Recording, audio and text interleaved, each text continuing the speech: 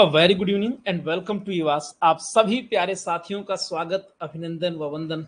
आज की इस प्रैक्टिस की शुरुआत, आइए देखते हैं कि पहले हमारे बीच में कौन कौन से साथी हमें ज्वाइन कर चुके हैं। Am I audible to you all?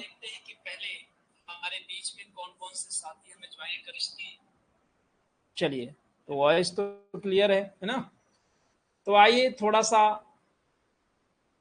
Session के बारे में चर्चा कर ली जाए, कुछ बातें हो जाएं, कुछ इंट्रोडक्शन हो जाए और फिर आगे बढ़ा जाए। तो भाई हमारे साथी जो आ चुके हैं, कीर्ति शुक्ला, प्रवीण कुमार, वंदना विश्वास, शालिनी श्रीवास्तव, अमृत शर्मा और स्मिता जी, मनु जी और भी तमाम साथी जो ज्वाइन करते जा रहे हैं। एक बार आप ओके लिख दीजिए। एम आई ऑडिएबल? यस सर लिख दीजिए, कुछ तो लिख दो, थम्स अप कर दो प्रिया जी, सो दैट हम इसको प्रोसीड करें अपनी इस बात को और आज की क्लास को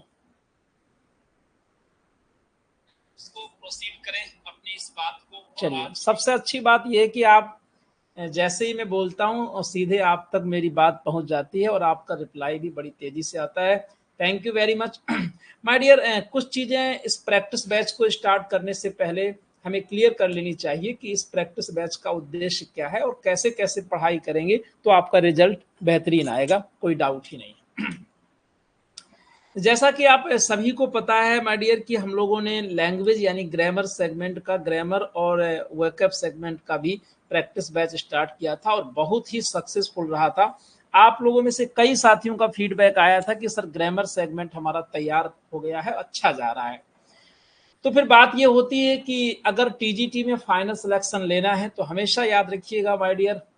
अजय जी कह रहे हैं नो वॉइस। क्या भाई आपके यहाँ प्रॉब्लम है क्या? लेना है तो हमेशा याद रखिए। वॉइस तो आ रहा है अजय जी, एक बार आप आउट होके फिर इन होइए, है ना? वॉइस क्लियर है। तो एक हमेशा ध्यान रखिएगा माय डियर कि अगर आपको सिलेक्शन लेना है तो टीजीटी का सिलेक्शन इस बात पर डिपेंड करता है कि किन साथियों का लैंग्वेज और लिटरेचर में बैलेंस है। जो दोनों में अच्छा कर ले गए वो फाइनली सिलेक्ट होते हैं और जो दोनों में अच्छा नहीं कर पाते हैं वो अंततः ये कहते हुए पाए जाते हैं कि हमारा 2 नंबर से रुका है, कोई बताएगा 4 से या 6 से, बस 2 से 4 नंबर से उसका सिलेक्शन रुक जाया करता है। अब सबसे पहले हम लिटरेचर सेगमेंट में आते हैं माय डियर, और हमारा केवल और केवल बात टीजीटी की होगी और वो भी 2022 का जो एग्जाम देने जा रहे हैं उनके लिए।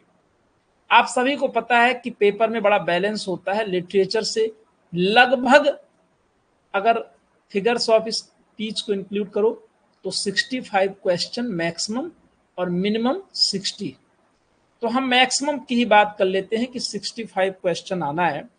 और माय डियर आप सभी जानते हो इस बात को, बहुत ही बेहतरीन तरीके से आप जानते हो कि जब भी आप कोई भी पेपर उठाते हो, मान लीजिए ग्रामर की बात करें या लिटरेचर की बात करें, तो 65 में ये 50 क्वेश्चन ऐसा होता है जिसको आप कहते हो कि यार ये तो पढ़ा हुआ है। और ये पढ़ा हुआ क्वेश्चन भी गलत हो जाता है, कई बार ओवर कॉन्फिडेंस के चक्कर में और कई बार इस चक्कर में कि यार ये तो यही होगा।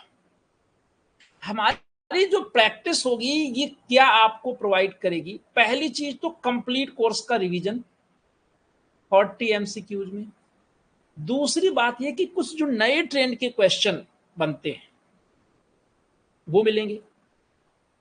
40 में 40 क्वेश्चन नए नहीं होंगे, ये पक्की बात है, लेकिन माय डियर अगर 40 में 4 क्वेश्चन भी आप एक दिन में नया सीखो कुछ और उसको तैयार करो तो ये आपको निश्चित तौर पर सफलता दिलाएगा।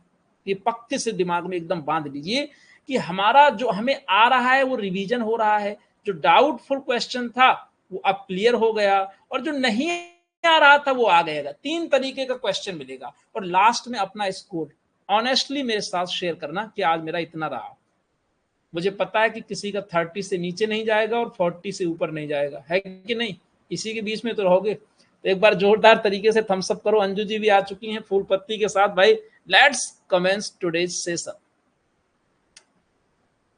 हाँ जी, एक बार जोरदार तरीके से सभी लोग भाई पूरे उत्साह के साथ वेलकम करें और आगे बढ़ा जाए। तरीके से सभी लोग भाई पूरे उत्साह के साथ वेलकम करें और चलिए भाई, बहुत बहुत शुक्रिया सीमा जी, वंदना जी, शालिनी जी, अंजू जी, सभी लोगों का, अमृत शर्मा जी। तो आइए चलते हैं सीधे सेशन की ओर। और ये 1 वीक हमारा डेडिकेटेड है विलियम शेक्सपियर। खूब पढ़िए, रिवीजन करिए जोरदार तरीके से।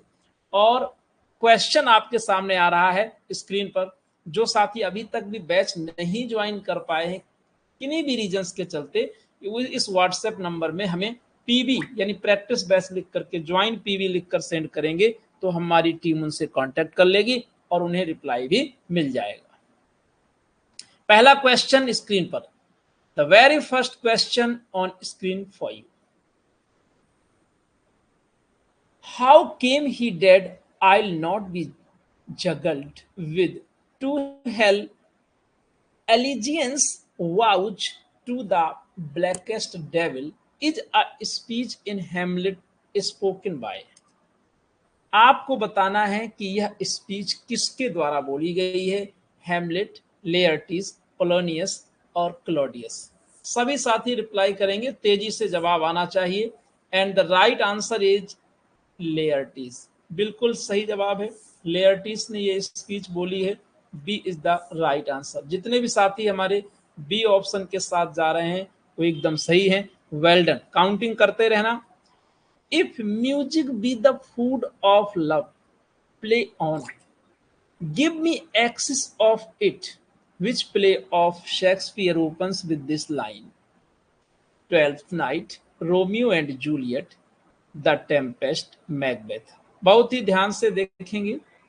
हाँ, जो लाइंस हैं उनका थोड़ा सा मीनिंग भी समझते चलेंगे। If music be the food of life, यदि संगीत प्रेम का भोजन है यानी प्रेम का खाद्य है, प्ले ऑन तो इसे बजने दो यानी कि बजाओ, give me access of it और मुझे इसका अतिरेक दो यानी कि बहुत ज्यादा म्यूजिक में सुनना चाहता हूं। ये बात किसने कही थी?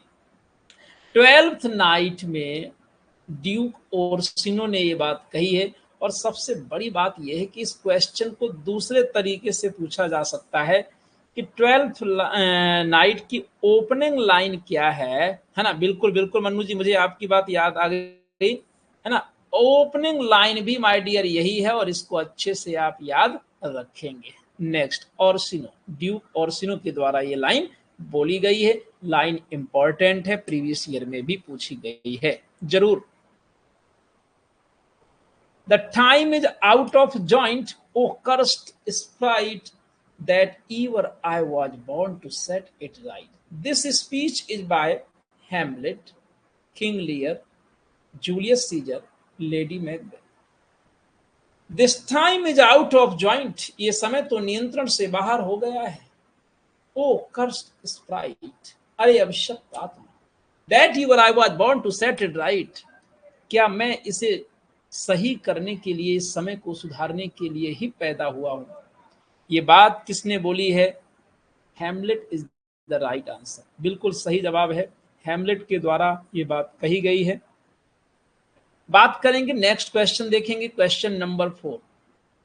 और बहुत ही इंपॉर्टेंट लाइन है। इस लाइन को तो माय डियर इंपॉर्टेंट लगा दो मेरे कहने से। The lunatic, the lover and the poet are of imagination all compact. These words of Shakespeare are taken from Love's Labour Lost, Hamlet, Henry IV, Midsummer Night's Dream। और यहाँ पर बेहतरीन answer कर रहे हैं हमारे कई साथी, अजय जी, कीर्ति जी, मनु जी। बिल्कुल बहुत ही सही आंसर जा रहा है आप लोगों का। जितने भी साथी हमारे डी ऑप्शन के साथ जा रहे हैं वो एकदम सही हैं। मिडसमर नाइट्स ड्रीम, ये लाइन किसके द्वारा बोली जाती है ये भी आपको जरूर ध्यान रखना है माय डियर। ये लाइन कौन बोलता है? ये लाइन बोलता है थीसियस। थीसियस के द्वारा ये लाइन बोली जाती है। और लूनेटिक मतलब होता है पगला, पागल। द लूनेटिक द लवर, पागल प्रेमी, पागल प्रेमी नहीं मतलब पागल और प्रेमी, एंड पॉइंट, तीन लोगों का जिक्र हो रहा है यहां पर, बहुत ध्यान से देखिएगा।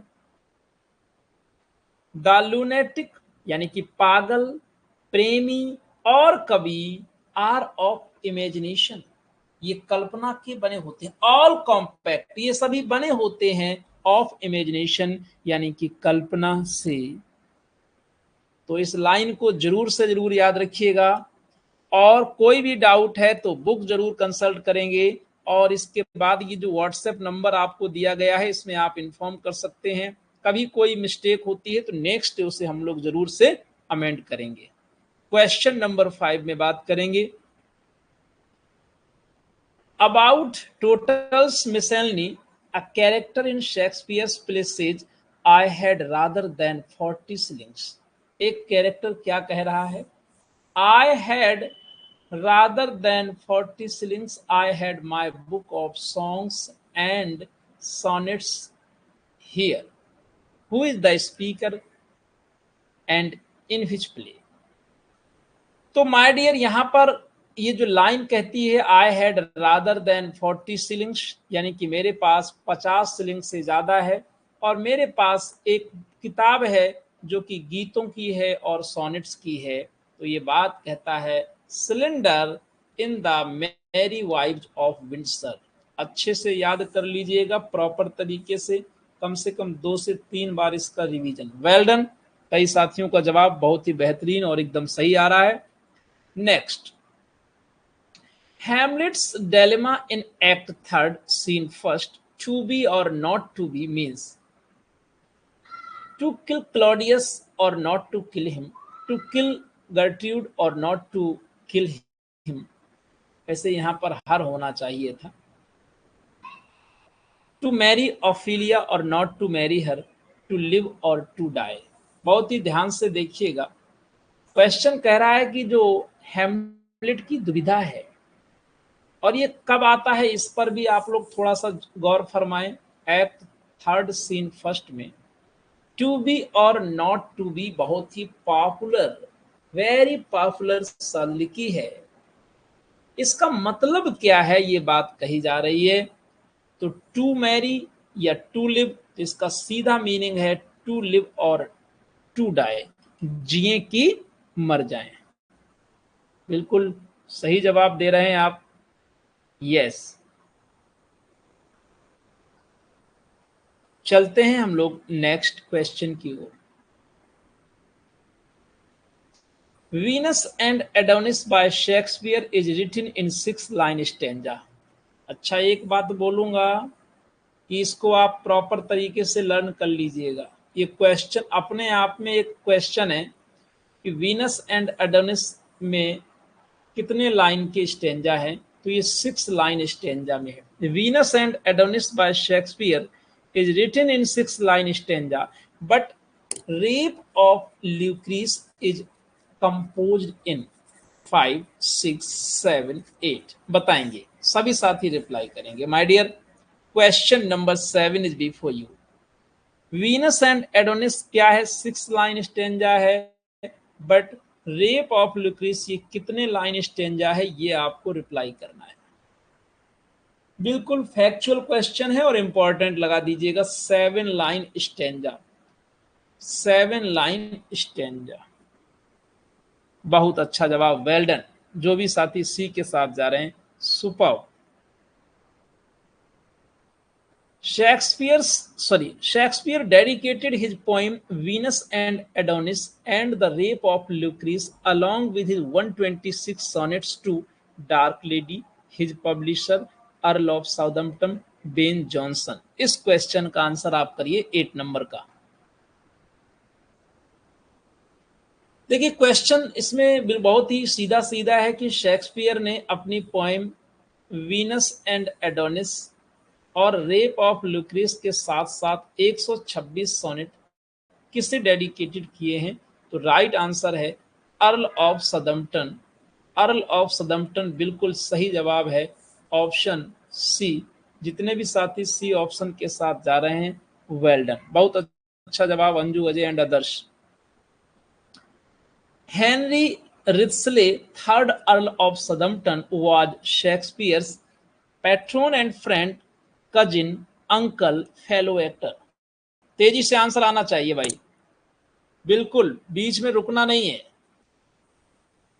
और इसमें से 4 लोग जवाब नहीं कर रहे हैं, वेल डन गीता गुड़िया जी।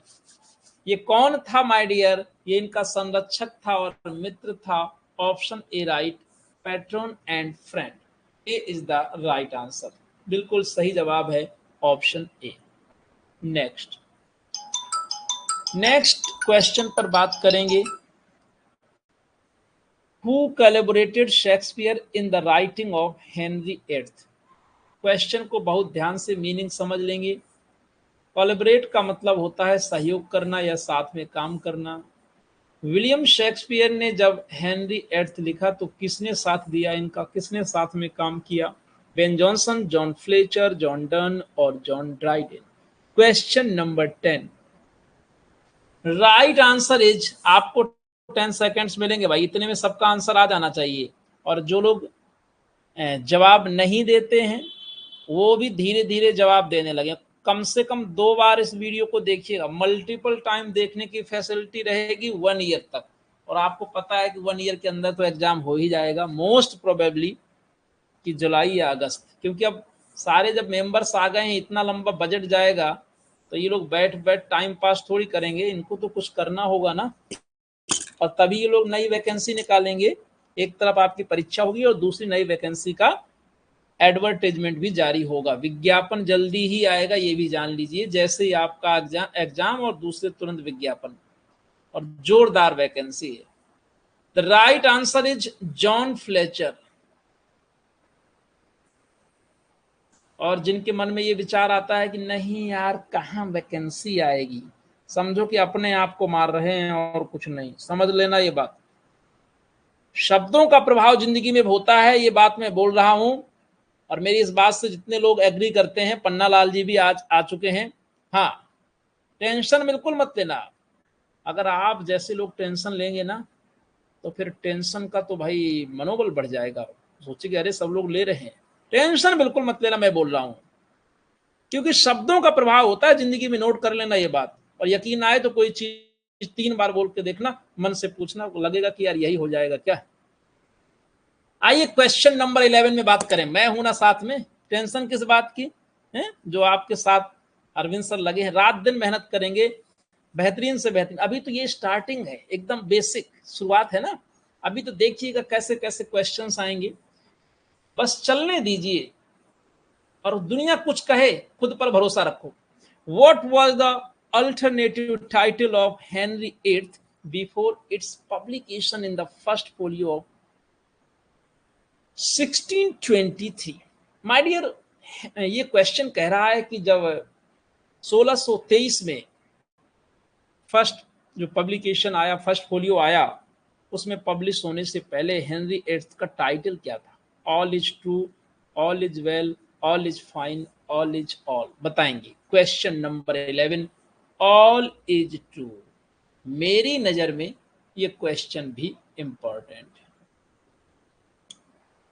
गुड, बहुत अच्छा जवाब भाई। Next, during a performance of at the globe theatre in 1613, a cannon shot employed for special effects ignited the theater's thatched roof and the beams, burning the original globe building to the ground. कह रहा है कि एक play का performance हुआ था 1613 में, 1613 में। उस दौरान हुआ क्या कि आग लग गई और छत जल गई, पूरा ग्लोब जो था, बिल्डिंग थी, वो एकदम समझो कि मिल गई मिट्टी में। वो कौन सा प्ले था? कुछ प्ले के नाम दिए जा रहे हैं। Henry eighth, Henry fourth part 1, Hamlet, all's well that ends well. भाई सभी साथी क्वेश्चन नंबर 12 में जरूर आंसर करें। Yes, Henry eighth. और ये क्वेश्चन अपने आप में इंपॉर्टेंट है। और ये क्वेश्चन पर नहीं, डेट भी इंपॉर्टेंट है, कभी कभी घुमा सकता है कि कब, 1630। In which play Shakespeare has presented a royal criminal? किस प्ले में शेक्सपियर ने एक रॉयल क्रिमिनल को प्रेजेंट किया है? King Lear, Henry fourth, Richard third, Henry third. Respond immediately question number 13। It's your time. ज्यादा नहीं, बस 5 से 10 सेकंड मिलेगा।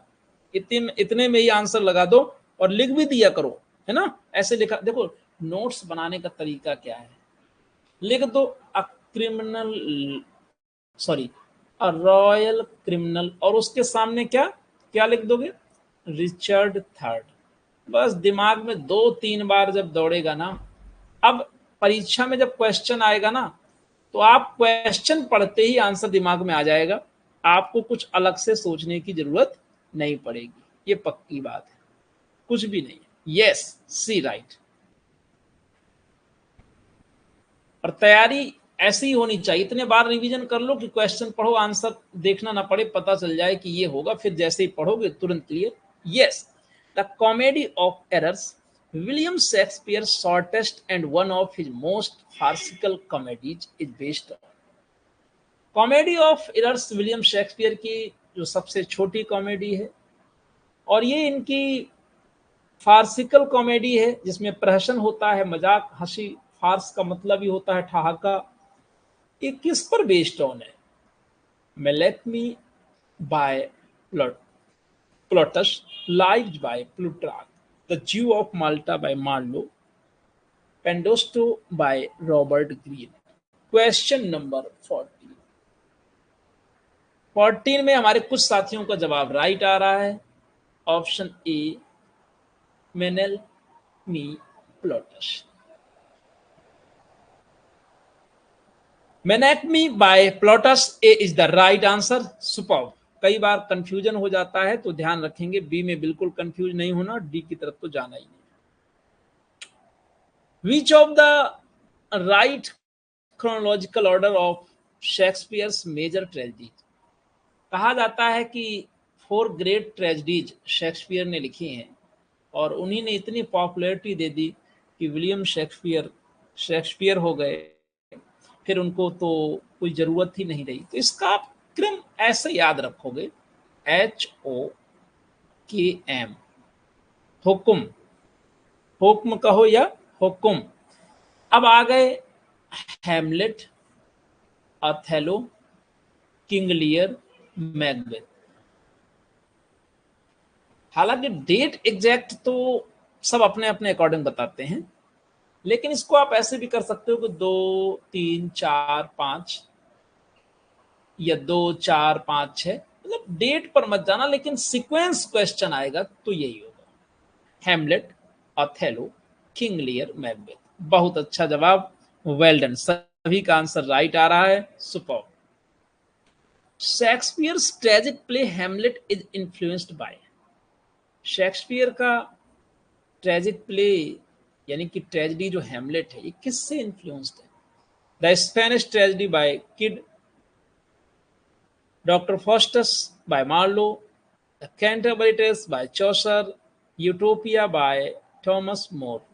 अब ये जो 4 चीजें नीचे दी गई हैं, ये भी अपने आप में 4 फैक्ट्स हैं। कभी कभी यहां से भी क्वेश्चन बनता है, आपसे पूछे डॉक्टर फॉस्टस किसने लिखा, तो मान लो, ध्यान रखना ये तो पता ही है आपको। यूटोपिया, ये भी क्वेश्चन आने लायक है, टीजीटी में पूछ देता है कि इसका ऑथर कौन है। और यहां पर तो राइट आंसर ऑप्शन ए है, the Spanish tragedy by Kyd's. Hamlet play influenced by the Spanish tragedy by Kyd's, option A right. Which verse is mostly used by Which verse is mostly used by Shakespeare in his plays? Free verse, blank verse, heroic couplet, verse libre। तो गलत करने का तो सवाल ही नहीं है। कह रहा है कि शेक्सपियर ने कौन सा वर्स फॉर्मेट यूज किया है, और यहाँ पर हम स्टैंजा फॉर्म जितने क्वेश्चन बन सकते हैं वो सभी लेंगे। लिटरेरी फॉर्म्स में ज्यादा से ज्यादा सीरीज बनेगी। बस पहले हम 1 वीक आपके शुरुआत विलियम शेक्सपियर से कर रहे हैं। आप सभी लोग ध्यान दें, यहाँ पर जितने साथी बी ऑप्शन के साथ जा रहे हैं बिल्कुल सही है। ब्लैंक वर्स, बस थोड़ा कभी कभार कुछ लोग क्या करते हैं, कि कंफ्यूज हो जाते हैं किसमें, ब्लैंक वर्स और फ्री वर्स में, तो बी आंसर ही राइट होगा। Shakespeare sonnets are in the form 3 quatrain and a rhyme couplet, 1 octave and 1 sextet, 7 heroic couplets, 3 quatrain followed by unrhymed couplet. Shakespeare sonnets are in the form, Shakespeare के sonnet किस form में होते हैं, तो आप सभी को याद है कि 3 क्वार्टरन एंड 1 राइमिंग कपलेट। तो जो क्वार्टरन हुआ तो 3 into 4 हो गया, यानी कि ये 12 लाइंस हो जाती हैं और 2 लाइंस का एक couplet, total 14 lines. Option A right. Yes, question संभल कर आंसर करिएगा। The early plays of Shakespeare were written between 1597 1625, 1598 1640, 1589 1595, 1600 1607। तो अब जब ऐसे क्वेश्चन आते हैं जो डेट से रिलेटेड होते हैं तो बहुत ही सावधानी से जवाब देना होता है। पूछ रहा है कि अर्ली प्लेज, इसका मतलब शुरुआत में, ट्रेजेडी से पहले, तो ये तो पक्का हो गया कि ये 1600 के पहले का ही काम होगा। तो भाई अब इस बेस पर आपको आंसर लगाना है तो आप थोड़ा सा ट्रिकी मेथड भी अप्लाई कर सकते हो। ये ड्यूरेशन हो नहीं सकता। अब यहां पर बचा क्या, ये और ये, है ना। तो भाई किस ऑप्शन के साथ जा रहे हैं आप, सी ऑप्शन के साथ कितने लोग जा रहे हैं? यस, बिल्कुल सही जवाब है भाई। 1589 1595। भाई जिसमें आप ऐसे कर लो ना कि जैसे ही 1600 आ जाए तो ये अर्ली नहीं हो सकता, क्योंकि 1602 से आपके ग्रेट ट्रेजेडी जाती हैं, उसके बाद फिर लास्ट पीरियड आ जाता है। तो आपका राइट आंसर क्या है, 15, अच्छे से लर्न करिए, 1589 1595। Yes, 1589 95। Shakespeare produced most of his known works between, Shakespeare के जितने प्रसिद्ध वर्क्स हैं वो कब आए, वो ड्यूरेशन आपको बताना है कमेंट करके। 1589 1613, 1595 एंड 1613, 1592 एंड 1613, 1589 एंड 1606। अब आप लोग थोड़ा सा इन्फर करें आंसर को। पहली बात तो ये कि जो ये 1589 का ड्यूरेशन है और इसके बाद एक जगह लिखा हुआ है 1606, तो क्या इनके जो नॉन वर्क्स थे वो 1606 तक कंप्लीट हो गए थे? तो ऐसा है नहीं है, क्योंकि टेम्पेस्ट आपका कब आता है, थोड़ा याद करिए, टेम्पेस्ट आपका कब आता है, यही देखिए कंफ्यूजन होता है। थोड़ा इस क्वेश्चन पर ध्यान दीजिए। सीमा जी ए बता रही हैं और कुछ लोग बी बता रहे हैं। नॉन वर्क्स जिनका नाम दे दिया गया, और कौन सा ऐसा वर्क है जो पॉपुलर ना हो, इसलिए आप बिल्कुल कंफ्यूज नहीं होंगे माय डियर। यहां पर जो भी साथी ए ऑप्शन के साथ जा रहे हैं वो बिल्कुल सही हैं, 1589 एंड 1613। ये चीज ध्यान रखिए। टेम्पेस्ट 11 में आया मतलब पक्का हो गया है ना कि 13 वाले में ही हमें जाना है, और स्टार्टिंग हो जाती है 1589 से ही, बी नहीं। The early plays were primarily, बहुत ही बेसिक लेकिन जानदार क्वेश्चन है।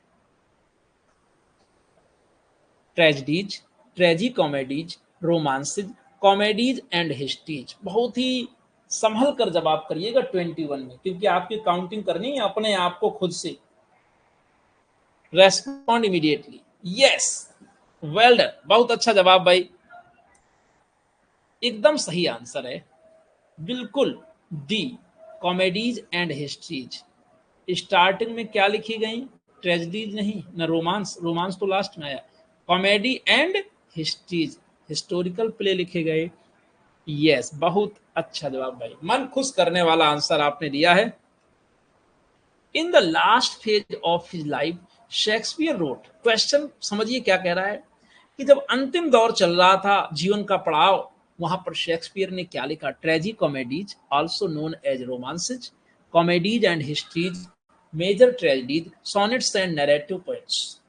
Respond immediately question number 22। तो यहां पर माय डियर नैरेटिव तो बिल्कुल नहीं लगाना, सोनेट स्टार्टिंग में ही आए थे, मेजर ट्रेजेडीज बीच में, तो राइट आंसर बनेगा ट्रेजिक कॉमेडीज, जिन्हें हम रोमांस के नाम से भी जानते हैं। Option A right.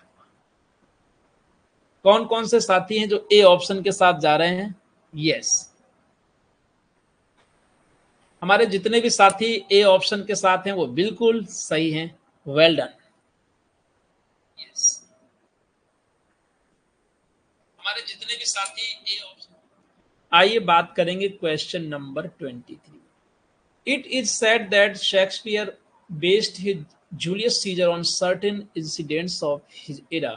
This is the rebellion of the Duke of Essex, the supremacy on land and sea, the formation of trade relations with the East, the execution of Sir Walter Raleigh. ऐसा कहा जाता है कि जो Shakespeare का Julius Caesar है वो कुछ घटनाओं में अपने युग की किस बात पर बेस्ड है? 23। The rebellion of the Duke of Essex. Option A right, बिल्कुल सही जवाब है। रिवेलियन का मतलब विद्रोह होता है, duke of Essex proper noun है।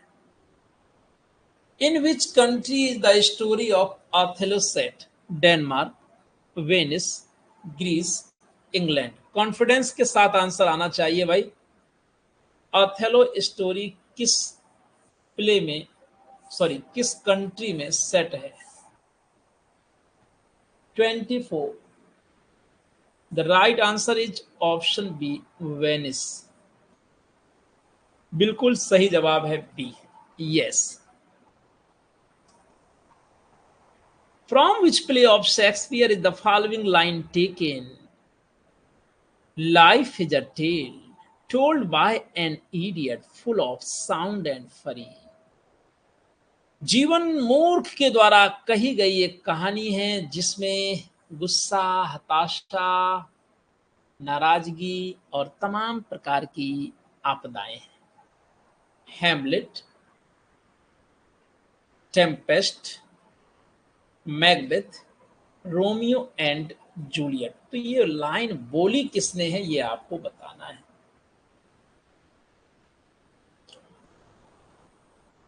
निश्चित तौर पर मैकबेथ से ली गई है। और ये लाइन किसने? मैकबेथ के द्वारा ही अटर्ड की गई है। यस और नो बताएंगे? या लाइन इंपॉर्टेंट, फूल के द्वारा। जी हाँ, बताएं किसने बोला? मैकबेथ ने बोला है, फूल ने बोला है, लेडी मैकबेथ ने बोला है? क्योंकि एक क्वेश्चन आपको मिलना चाहिए है? पता लगे अगर यही क्वेश्चन आ गया तो जरूर इस माध्यम से देखो रिवीजन किया करो। कुछ गलत जब होता है या कुछ डाउट होता है तो उसको देखिए जरूर।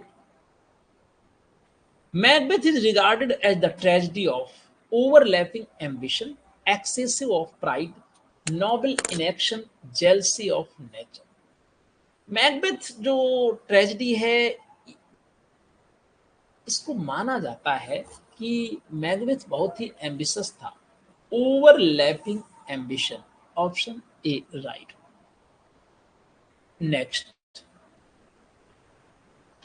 नेक्स्ट क्वेश्चन में बात करेंगे माय डियर, और देखते हैं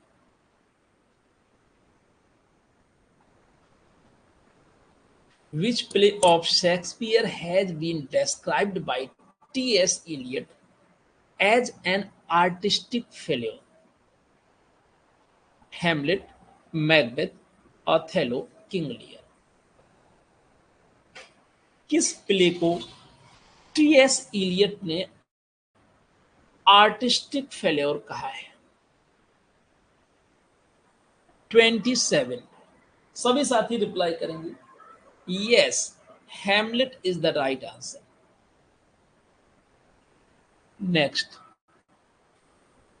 which play of Shakespeare has been described by T.S. Eliot as an artistic success? Artistic success किस प्ले को माना है? T S Eliot. गिवन ऑप्शंस के अकॉर्डिंग आंसर देना, और बिल्कुल भी आपको टेंशन नहीं लेना है, न ज्यादा एडिशनल चक्कर में पड़ना है, बहुत ही माइन्यूट चीजों पे जाने की यहाँ जरूरत नहीं है। लर्न करेंगे सीधा आंसर मैकबेथ, और दिमाग में बनाइए कि उल्टा ना होने पाए। कभी कभी देखो प्रेशर होता है ना, नाक की दवा कान में और कान की नाक में चली जाती है, तो दिमाग में रहना चाहिए कि आर्टिस्टिक जो सक्सेस है वो मैकबेथ है, मैकबेथ, और आर्टिस्टिक फेलियर टी हेमलेट है। दोनों बातें टीएस इलियट ने ही कही। The number of sonnets authored bye Shakespeare is 154, 156, 148, 160। अब यहां से क्वेश्चन एक नए पैटर्न का आने लगा है कि आपको क्या करता है, सोनेट की कुछ लाइंस देता है, पिछला पेपर जिन्होंने देखा है, और पूछता है कि सोनेट नंबर कौन सा है, तो वो भी आपको पढ़ना पड़ेगा। Yes, 154 is the right answer. 160 कौन लिख रहा है?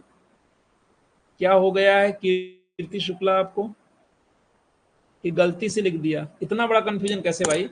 द नंबर ऑफ सोनेट्स, कुल सोनेट जो शेक्सपियर के द्वारा लिखे गए वो 154 ही तो हैं।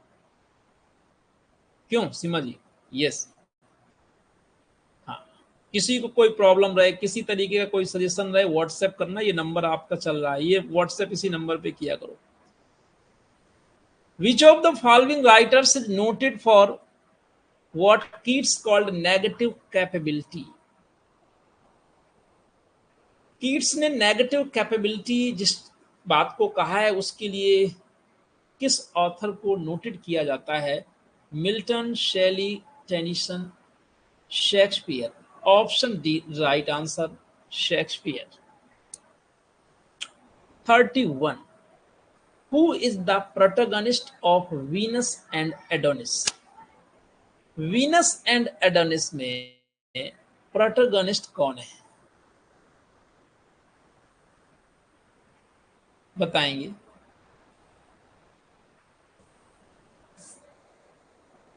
ये 1593 में अपीयर होती है, और यहाँ पर 31 में जवाब दीजिए। D, D. बहुत अच्छा जवाब आ रहा है भाई, तेजी से आंसर आना चाहिए। बी। सभी साथी रिप्लाई करेंगे। Who is the protagonist? And the right answer is option A, Adonis is the right answer. B नहीं, A. What is the main theme of Venus and Adonis? Love and lust, revenge and betrayal, ambition and power, justice and mercy. Respond immediately. Venus and Adonis की main theme क्या है? Theme से related question भी कभी कभी पूछा जाता है। स्मिता ए के साथ जा रही हैं, और भी जितने साथी ए के साथ जा रहे हैं, love and lust. Absolutely right, बिल्कुल सही जवाब है, love and lust. Next, what is the genre of Venus and Adonis? Tragedy, comedy, poetry, history. तेजी से जवाब आना चाहिए। वीनस एंड एडोनिस का जॉनरा क्या है? किस प्रकार की यह पोयम है? तो आप जैसे ही कहते हो किस प्रकार की पोयम है, तो नैरेटिव पोयम है, और ये पोएट्री के अंतर्गत आएगा। C is the right answer. Well done, बहुत अच्छा जवाब Ashish ji and others. Next, who is responsible for Adonis death? Adonis की डेथ के लिए कौन रेस्पॉन्सिबल है? वीनस, क्यूपिड, मार्स या boar? Question number 34, respond immediately. तो माय डियर, इसके लिए एक जंगली सुअर, बोर मीन्स जंगली सुअर होता है। ऑप्शन डी बिल्कुल सही जवाब है। Yes, well done. What was the motive behind the rape of Lucrece in Shakespeare's poem? revenge, lust, jealousy, power. What was the motive behind the rape of Lucrece in Shakespeare's poem? Shakespeare की poem में rape of Lucrece का motive क्या है? What was the motive behind the rape of Lucrece? Revenge है कि lust? तो जब rape की बात हो रही है तो पक्की बात है कि लस्ट, और लस्ट मीन्स काम वासना होता है। B is the right answer. Yes Ashish ji, question number लिख के आंसर करिए my dear. Sin of self-love possessed all mine eye and all my soul and all my every part.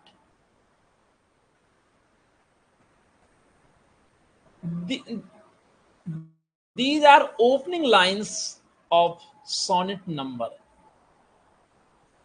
My dear, ये 61, 62, 63, 64, 36 में आप समझें, ये एक सोनेट की ओपनिंग लाइन है। सिन ऑफ सेल्फ लव, स्वप्रेम का पाप, यानी कि स्वयं से प्रेम करने का पाप।